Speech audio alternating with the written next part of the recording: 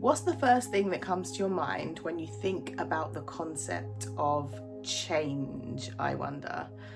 That's what we're going to be exploring in today's Nurture Note. And so if change, the word just itself, has brought up anything in you that might feel a little bit unsettling, then you want to stay tuned. Hi, I'm Naomi Aidoo and welcome to Nurture Notes. I record these weekly devotionals and share them with you every Monday so that we can grow in God's word as we continue to go towards what it is that he's calling us to. And last year we went through the whole Gospel of Luke, and I asked my community of over 10,000 women who are on my email list, do jump in if you're not there, because I share these devotionals in written form over there as well. The link's in the description.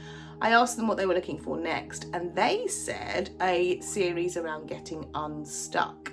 And so this is our third episode on the Getting Unstuck series. The first looked at the reason that we stay stuck is because we're looking too much at ourselves and not enough at God. The second was that we are fearful, and fear kind of covers a lot of things, even some of what we're going to look at today.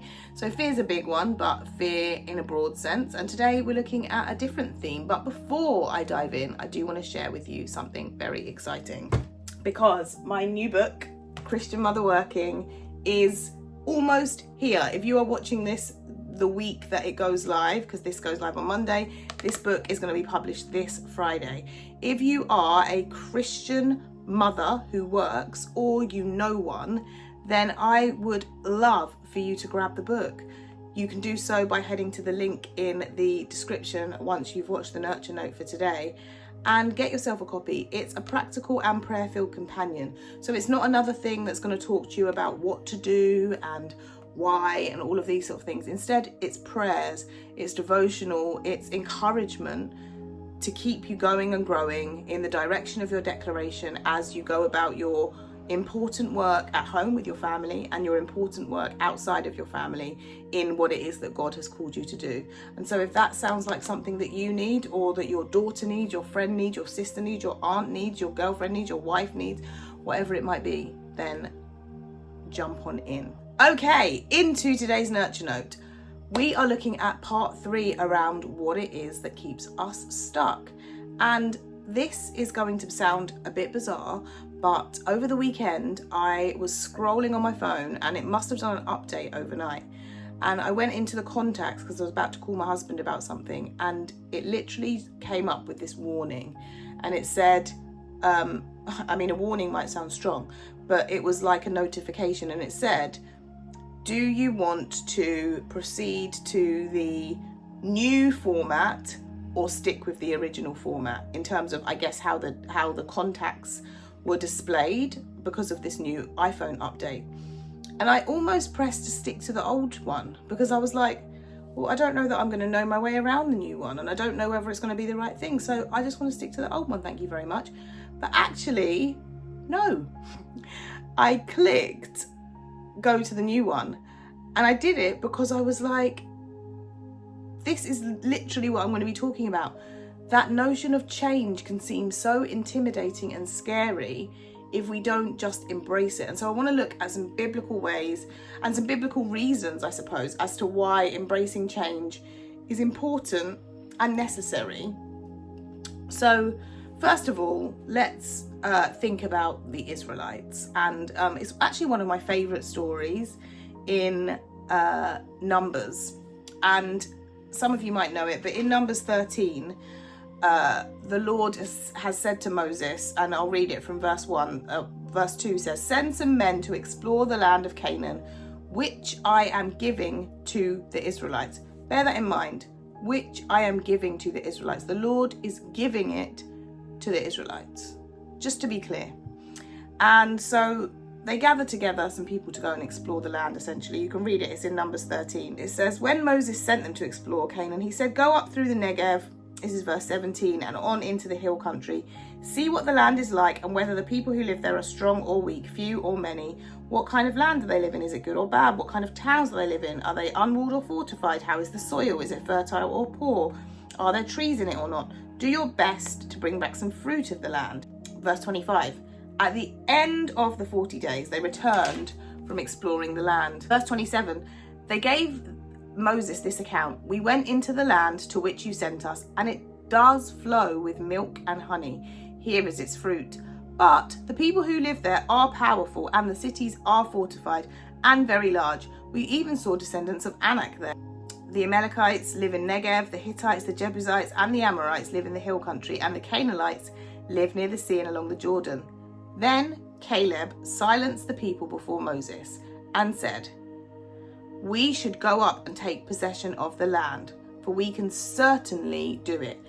Everyone goes wild. They're not about this going to take the land sort of life. They don't want it. And this is the thing that I want us to think about when it comes to change. Chapter 14, the beginning, verses 1 and 2. That night, all the members of the community raised their voices and wept aloud. All the Israelites grumbled against Moses and Aaron and the whole assembly and said to them, if only we had died in Egypt or in this wilderness. In Egypt, the Israelites were slaves. They were mistreated, and this is a land that God is giving them. And they are so resistant to change because of some of the uncertainties that might come about with change. For example, there being people that they're not sure whether or not they can defeat, so to speak, or whether or not they're going to be not welcomed and there's going to be some sort of hostile environment with those people. But because there is a promise of the fact that God is giving them the land, surely that should be enough. We might think, surely that should be enough to sort of get them to cross the line. But it's not. They say we should have stayed in Egypt. We should have stayed where we were slaves. We should have stayed where, even though it was horrible, at least we knew what to expect. And I wonder whether there's some of that with us. We stay stuck because the idea of change, the idea of something new, even if it's better new, even if it's something that we feel like God is ushering us into, is actually scarier than the present or the past thing that we didn't like, the thing that we were kind of trying to get away from. So we can also look at Matthew chapter 9, where it says in verse 14, John's disciples came and asked him, how is it that we the Pharisees fast often, but your disciples do not fast?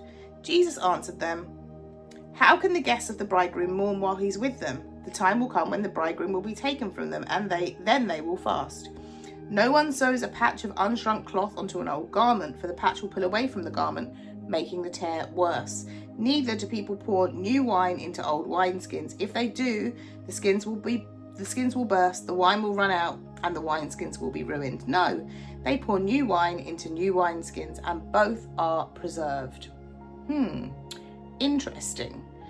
Here, John's disciples are essentially questioning Jesus's disciples. They're speaking to Jesus about why, basically, Jesus' disciples are so free. These disciples, John's disciples, are bound by religiosity, traditional laws, and Jesus' disciples are not operating in the same way, and they don't get it. And what Jesus is teaching is the gospel. The freedom that is in the gospel of Jesus Christ is not a patch that we kind of just like patch onto some old traditions that we might have been used to in the past before I was here and before the gospel arrived. It's not this kind of thing that we kind of try and configure and fit into something that we are used to and familiar with. Actually, what it's about is complete newness and complete freshness. And that is essentially what he was saying.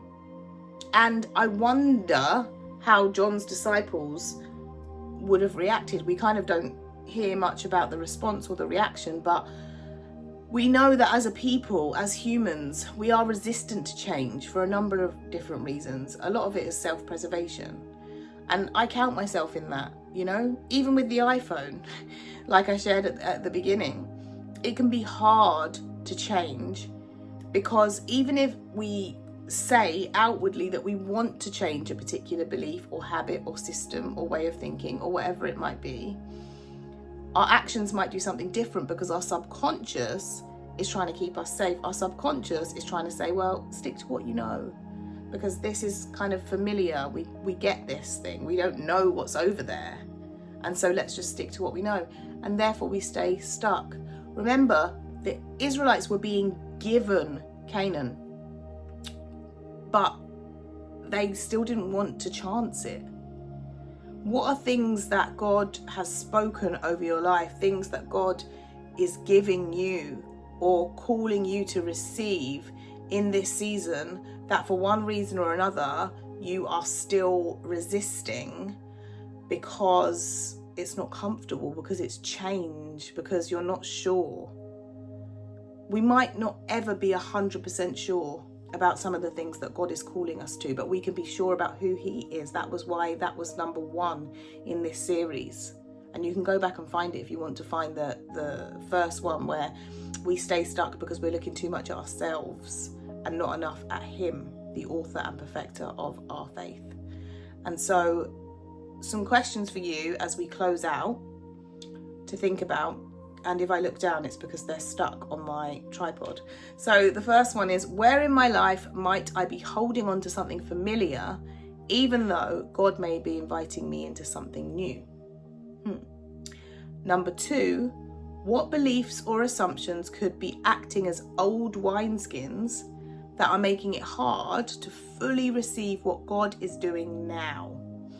And last but not least, what is one small step I could take this week to lean into change rather than resist it? And I would love to know in the comments, or if you are over in the email community, reply to the email and let me know, what's a small step that you're going to take to lean into change as opposed to resisting it this week? I would love to know. And it will just kind of it will make it real, right, when you're putting it out there and declaring it. And so put it in the comments, reply to my email, let me know. I would love to know, because I think that when we embrace change, there can be some really, really significant benefits. It's not always going to be easy, I get that, but that doesn't mean that we have to completely shrink back from it, because as the word says, we are not those who shrink back and are destroyed, but those who believe and are saved. So let's walk in that freedom that Jesus gives us today, and let's embrace the change that He is calling us into, because why not? He's with us, He's gone before us. I hope that served you today. Don't forget to like, subscribe, comment, and do share if you know that there's someone else who needs this nurture note. Keep going, keep growing.